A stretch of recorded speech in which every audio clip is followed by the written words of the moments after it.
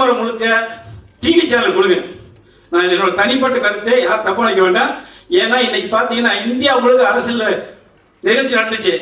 எல்லா டிவிலையுமே கோடி கணக்கில் செலவு பண்ணி தான் விளம்பரம் கொடுத்து நீ ஓட்டு போட மக்கள். அதே மாதிரி தயவு செய்து சுந்தர்ட்ட சொல்றேன், எந்த சேனல், தந்தி சேனல் இருந்தாலும் சரி, இசையறிவு இருந்தாலும் சரி, ஜெயாமே இருந்தாலும் சரி, சன்மியூசிக் இருந்தாலும் சரி, பாலிமர் இருந்தாலும் சரி, எந்த டிவி இருந்தாலும் சரி, டிவி நியூஸ் கொடுங்க. உங்களோட பப்ளிசிட்டி கரெக்டா தெரியும்.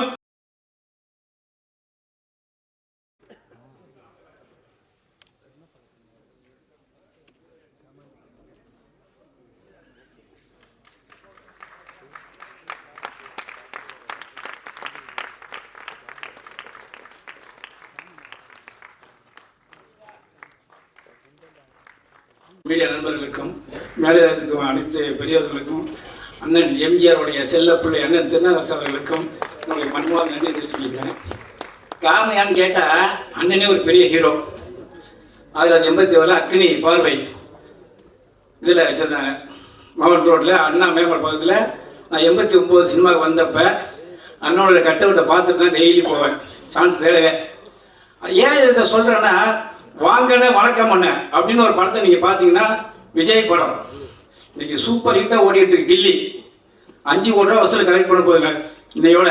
காரணம் ஏன்னு கேட்டால், எப்படி விஜய் வந்தாரோ, எப்படி ஒவ்வொரு நடிகர் வந்தாலும் அதே மாதிரி தான் இன்னைக்கு வாங்கண்ண வணக்கம்ங்கிற பையன் ஹீரோ இன்னைக்கு சுந்தர் நடிச்சிட்டு இருக்காரு. என்ன காரணம் கேட்டால், எல்லாருமே வதை போட்டு தான் முளைச்சு விடுறாங்க. ஒன்றும் இல்லை, அமைச்சர் தான் அண்ணன் திருநாகரசு. ஏன் என்னன்னா, அவரே ஒரு ஹீரோ நடிச்சாருன்னா அவர் எவ்வளவு புண்ணியம் பண்ணுவோம். இன்னைக்கு பாருங்க, நான் என்னைக்கு 89 பார்த்தனோ அதே மாதிரி என்ன இருக்காரு. நீங்க நம்மளாந்தே உண்மை. ஏன்னு கேட்டீங்கன்னா, 16 வயதுல ஒரு படம் ஒன்று வந்துச்சு. அது கமல்ஹாசன் வந்து ஹீரோ நடிச்சாரு, பாரதி அண்ணன் வந்து டேரக்ட் பண்ணாரு. அந்த படம் வந்தப்போ தான் தமிழ்நாட்டில் முதல் சூப்பர் ஸ்டார் ஆனாரு அன்னைக்கு கமல்ஹாசனும் பாரதிராஜாவும். அதே மாதிரி தான் உதவாங்கன்னு ஒரு படம் வந்துச்சு. டி ராஜா அன்னைக்கு தமிழ்நாட்டுக்கு ஒரு பெரிய சூப்பர் ஸ்டார் ஆனாரு. அது மாதிரி முந்தானி முடிச்சுன்னு ஒரு படம் வந்துச்சு. பாக்யராஜ் யாரு சந்து பொந்துல உலகம் முழுக்க தெரிய ஆரம்பிச்சது பாக்யராஜ் படம். அதே மாதிரி 3 முகன் ஒரு படம் வந்துச்சு. இன்னை வரைக்கும் சூப்பர் ஸ்டார் இருந்திருக்க ரஜினிகாந்த். அதே மாதிரி இது வைத்தியகாந்த்ல ஒரு படம் வந்துச்சு விஜயகாந்த். அன்னைக்கு நான்லாம் வந்து திருட்டுத்தனமா ஓடி போய் வீடியோ பார்த்தோம். காரணம்னா அப்படி ஒரு ஹிட் படம். அதே மாதிரி உதயகீதம்னு ஒரு படம் வந்துச்சு. அதுல மோகன் மைக்க பிடிச்சாரு, உலகம் முழுக்க தெரிஞ்சாரு. அந்த படம் ஓடுறதுக்கு காரணமே உதயகீதம். கவுண்டமணி அண்ணன் செந்தில், நீ அண்ணன் செந்தில் வரல, இந்த படத்தை சொன்னாங்கல்ல நீ பேசுன, சத்தியமா நீ பேசுக. செந்தில் ஒரு ஆள் போதுங்க அந்த படத்துக்கு. இதுக்கு மேல உங்களுக்கு என்ன வேணும் சொல்லுங்க? இதுக்கு மேல உங்களுக்கு ஹீரோவுக்கு என்ன வேணும்? ஹீரோவுக்கு மிகப்பெரிய டாப் கொடுக்குற. அப்புறம் ஃபுல்லா அரசியல் படம் கம்ப்ளீட்டா போட்டாரு. அரசியல் மாத்தி செந்தில் அரசியல் பேசுறாரு. இன்னைக்கு எப்படி சினிமாவில் கொட்டி வாங்கிட்டு கட்சி மாறுறாங்க அப்படின்னு தெளிவா சொல்லிட்டாப்புல.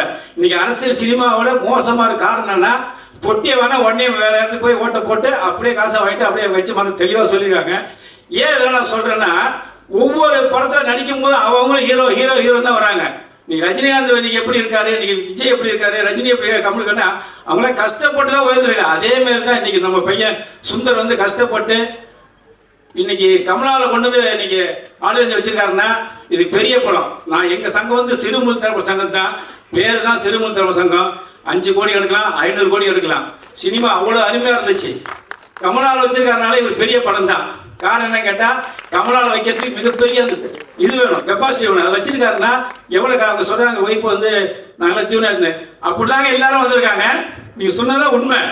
இன்னைக்கு எம்ஜிஆர் யாரு ஜூனியர் ஆர்டிஸ்டா வந்தாரு, சிவாஜி எப்படி வந்தாரு, ரஜினி எப்படி வந்தாரு, கமல் எப்படி வந்தாரு, எல்லாருமே சாதாரண வந்தவங்க தான். நான் ஓப்பனா பேசுவேன், எதுவும் பேச மாட்டேன்.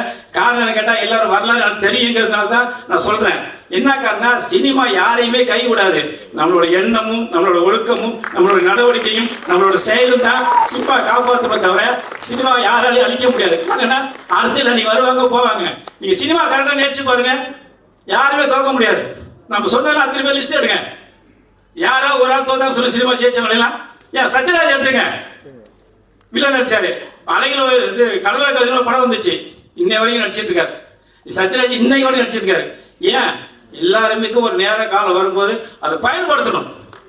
நான் இருக்கேன். ஏன் நான் அமைச்சரே நான் சொல்றேன்னா, நான் பார்த்து ரசிச்சேன். 3 மாசம் அவர் கட்டோடு பார்த்துட்டே போவேன் டெய்லி. ஏன்னா அவர் நிற்பார் அப்படியே. ஏன்னா அப்படியே அவர் இன்னைக்கு இருக்கு. அந்த மாதிரி இன்னைக்கு இருக்காரு பாருங்க. இன்னைக்கு நேரம் வந்து அண்ணன் வந்து நம்மளுக்கு பேசுறதுக்காக தான் இதை நம்ம செஞ்ச பெரிய பாக்கியம். இந்த படத்தை வந்துருக்காரு பாருங்க, அதான் மிகப்பெரிய பாக்கியம். ஏன்னா மீண்டும் ஒரு எம்ஜிஆர் தான். எம்ஜிஆர் இல்லாட்டோட அண்ணன் எம்ஜிஆர் வச்சுக்கலாம். ஏன்னா அவ்வளவு பொறுப்பா பார்த்துட்டாரு இவரு முதலமைச்சர் எம்ஜிஆர். அதனால இந்த படம் ஓடணும். இன்னொன்று சொல்லுவேன், தயவு செய்து விளம்பரம் முழுக்க டிவி சேனல் கொடுங்க. நான் என்னோட தனிப்பட்ட கருத்தை யார் தப்பா நினைக்க வேண்டாம். ஏன்னா இன்னைக்கு பார்த்தீங்கன்னா இந்தியா முழுக்க அரசியல் நிகழ்ச்சி நடந்துச்சு. எல்லா டிவிலையுமே கோடி கணக்கில் செலவு தான் விளம்பரம் கொடுத்து நீ ஓட்டு போட மக்கள். அதே மாதிரி தயவு செய்து சுந்தர்ட்ட சொல்றேன், எந்த சேனல், தந்தி சேனல் இருந்தாலும் சரி, இசையரி இருந்தாலும் சரி, ஜெயாமே இருந்தாலும் சரி, சன்மியூசிக் இருந்தாலும் சரி, பாலிமர் இருந்தாலும் சரி, எந்த டிவி இருந்தாலும் சரி, டிவி நியூஸ் கொடுங்க. உங்களோட பப்ளிசிட்டி கரெக்டா தெரியும், மக்கள் மத்தியில் ரீச் ஆகும். 10 பேர் பார்த்தாலும் 2 பேர் வந்து படம் பார்க்க வருவான். ஏன்